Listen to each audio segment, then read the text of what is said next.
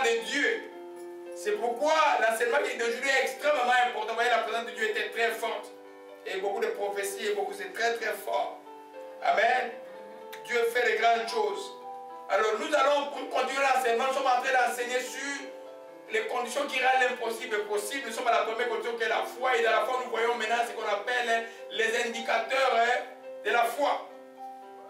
Les choses que toi-même tu peux regarder, ou tu peux regarder quelqu'un qui dit qu'il est chrétien, tu regardes sa vie et dis, celle-là où il est chrétien, non, il fait de la prière, il n'est pas chrétien. Ou tu peux t'examiner toi-même pour avoir dit, non, est-ce qu'il dit que je suis chrétien? Mais là, je me rends compte que je ne suis pas chrétien. Si tu peux parler de Thomas tout à l'heure. Thomas, c'est quelqu'un qui doute toujours là. Cet esprit t'a quitté aujourd'hui là. Amen. J'essaie de la nature humaine de pouvoir douter un peu, de vérifier les choses. Amen. Mais je vous dis que vous êtes sur la bonne voie ici là. C'est une voie étroite, mais c'est la bonne voie. Alléluia. C'est pas la bonne voie. Je vous dis, je vous dis ça, c'est ça la vérité. Alléluia. Que Dieu soit loué. Je dis bonjour à ceux qui sont loin, s'ils nous suivent tous. Que le nom de l'Éternel soit béni et soit exalté. Alléluia. Donc, amen. Nous continuons aujourd'hui avec les symptômes de la foi. Nous sommes en train de voir un symptôme ou un indicateur de la foi très, très important pour les temps où nous sommes aujourd'hui. Ça s'appelle la fermeté. Amen. Être ferme pour les chrétiens, c'est rare de nos jours. Mais Dieu veut que les enfants de Dieu soient fermes. Quand tu es ferme, tu vas démontrer que tu as la foi. Vous vous souvenez de la définition de la foi, Hébreux 11, verset 1? C'est une ferme assurance. Une démonstration de choses qu'on ne voit pas. Amen. Donc, dans la définition de la foi, tu trouves le mot ferme. La fermeté, c'est la marque des enfants de Dieu. Pourquoi? Parce que nous avons un ennemi qui est rusé. Satan est rusé. Si tu n'es pas ferme avec lui, il va t'avoir. On ne dit jamais avec Satan que je suis fort. Il faut être ferme. Alléluia. Amen.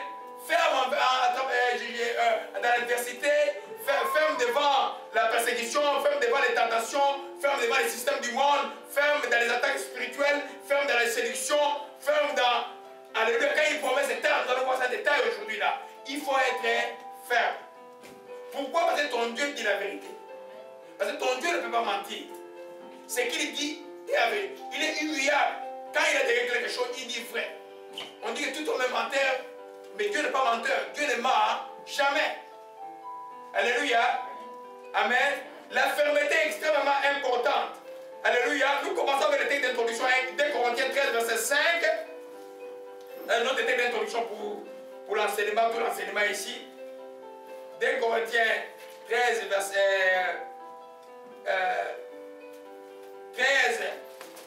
verset 5.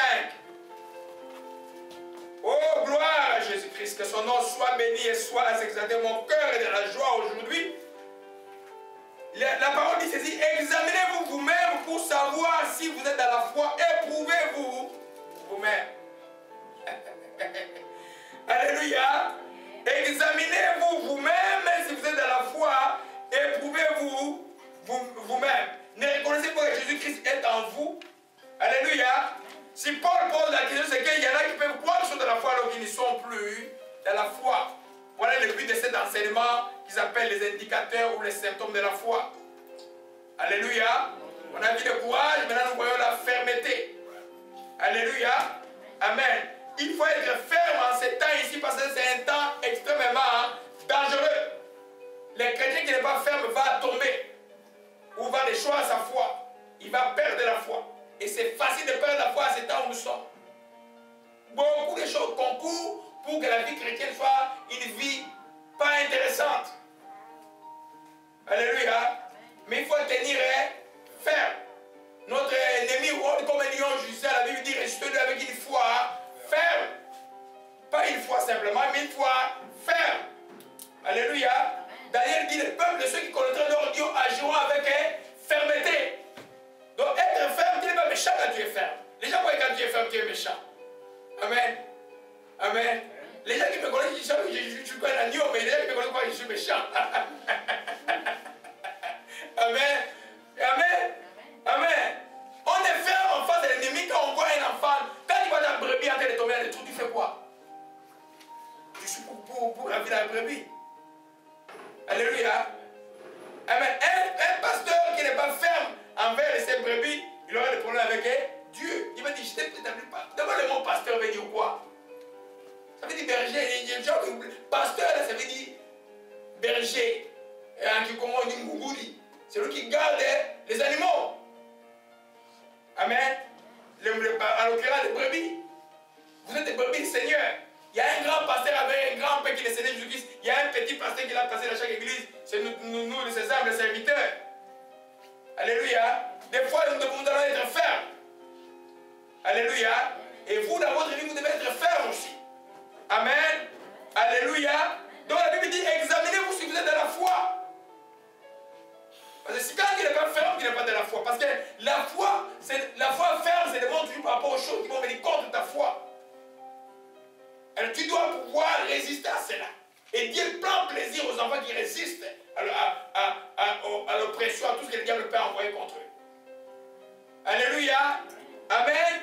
Amen. Alors je vais rapidement ce qu'on a vu dimanche passé. Je ne vais pas trop traîner. Revenons dans Hébreux 11, versets 27 à 28, frère Larry, s'il vous plaît. Alléluia. Amen. Il y a une personne qui a manqué la joie de Dieu pendant la semaine. Ta joie est retournée, sois dans la joie désormais. Alléluia. Amen. Le Seigneur est vivant. Hébreux 11, 27 à 28. Hébreux 11, 27 à 28. C'est par la foi qu'il quitta l'Égypte sans être effrayé de la colère du roi, car il se montra ferme, comme voyant celui qui est invisible. C'est par la foi qu'il immola la Pâque et fit l'aspersion du sang, afin que l'exterminateur ne touche pas au premier-né des Israélites. Amen. Amen. C'est par la foi qu'il traversait la mer Rouge comme un lieu sec, tandis que les Égyptiens qui en firent la tentative furent engloutis. On a vu ce dimanche passé qu'on ne fait pas de tentative de foi. Il faut être de la foi ou tu n'es pas de la foi. Si tu fais une tentative de foi, tu vas être englouti. On n'essaye pas avec la foi. On marche dans la foi, on vit dans la foi, on n'essaye pas. On dit, mais je vais essayer, ça va marcher. Non, ça ne marchera pas. Alléluia. Les versets qui nous intéressent, c'est par la foi qu'il quitta l'Égypte sans être effrayé de la colère du roi, il s'est montré ferme. Amen. Moïse s'est montré ferme. Il a refusé tout ce qu'il y avait de l'Égypte pour le peuple de Christ. Il a tout refusé. Il était un prince d'Égypte. Mais parce que Dieu l'a appelé à aller de l'avant, il a pu regarder en arrière. Les marques de fermeté peuvent détruire. Celui qui n'est pas ferme, il fait quoi? Il avance et puis il regarde en arrière. Vous vous souvenez de la femme de l'autre?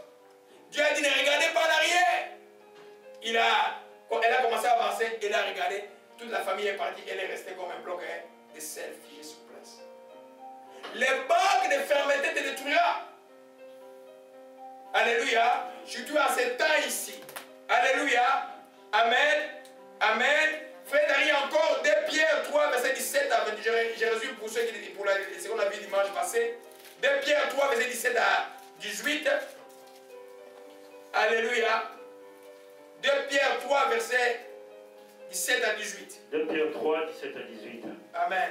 Vous donc, bien-aimés, qui êtes avertis, tenez-vous sur vos gardes, de peur d'entraîner par l'égarement des impies.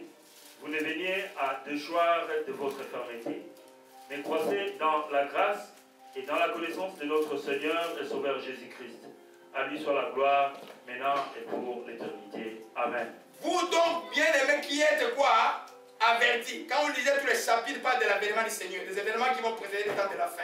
Comment les rues du diable, comment les faux prophètes vont agir, comment la foi, et les gens vont dire non, mais où est la promesse? Il a toujours dit qu'il viendra, il ne viendra jamais. Et puis l'apôtre conclut en disant simplement, vous donc maintenant qui êtes avertis, vous les enfants de Dieu qui connaissez la parole de Dieu, qui savent que Jésus va venir d'un moment à l'autre, que même lui ne connaît pas quand il va venir, c'est ça le Père connaît, qu'il viendra à l'improviste comme un voleur. Amen.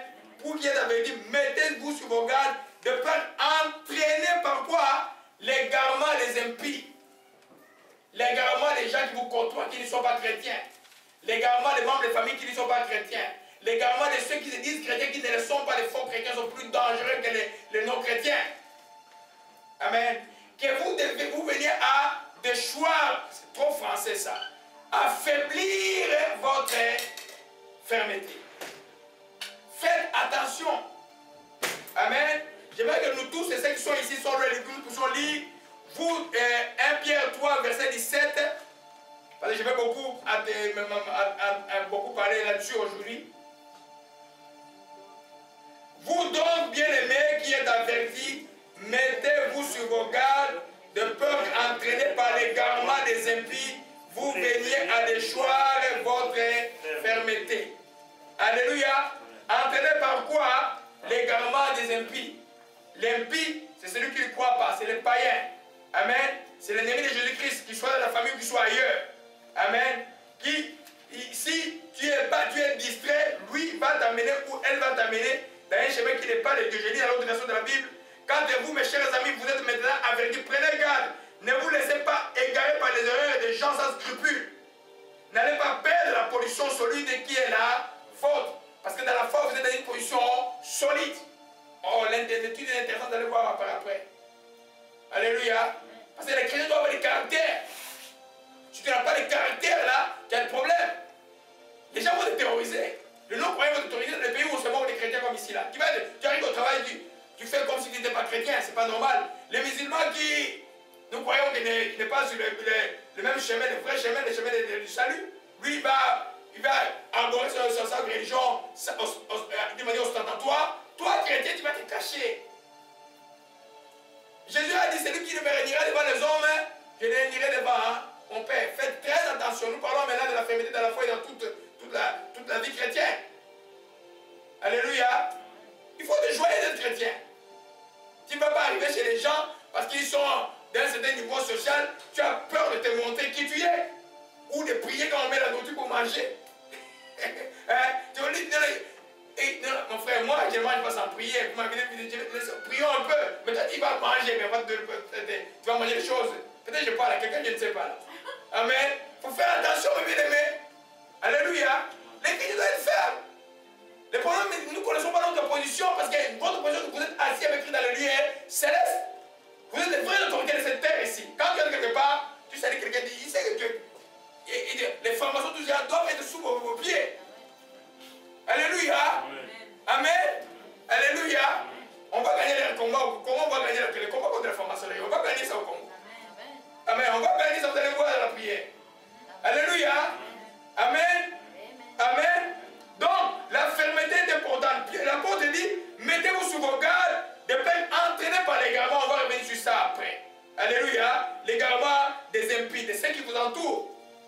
Alléluia. Amen. Donc, c'est extrêmement important. Dimanche prochain, on a vu l'exemple de la femme de la Sunanite. Mais on l'a vu dans notre texte que je n'ai jamais enseigné. On a pris le verset 30, dans 2 Rois 4, verset 30. Je vais demander à Sœur Annie de lire cela. 2 Rois 4, verset 30, juste le verset 4. Je rappelle juste ce qui était là pour ceux qui ont bien aimé qui n'étaient pas avec nous dimanche passé. J'espère qu'aujourd'hui tout le monde suit à distance, il n'y a pas d'erreur dans la technique. Alléluia. Amen. Gloire à Jésus-Christ. Je lis dans le nom du Seigneur. Amen. 2 Rois 4, verset 30. Juste le verset 30. Mais la mère de l'enfant dit à Élisée, par le Seigneur vivant et par ta propre vie, je ne m'en irai pas sans toi. Alors Élisée partit avec elle. Amen. Amen. Amen.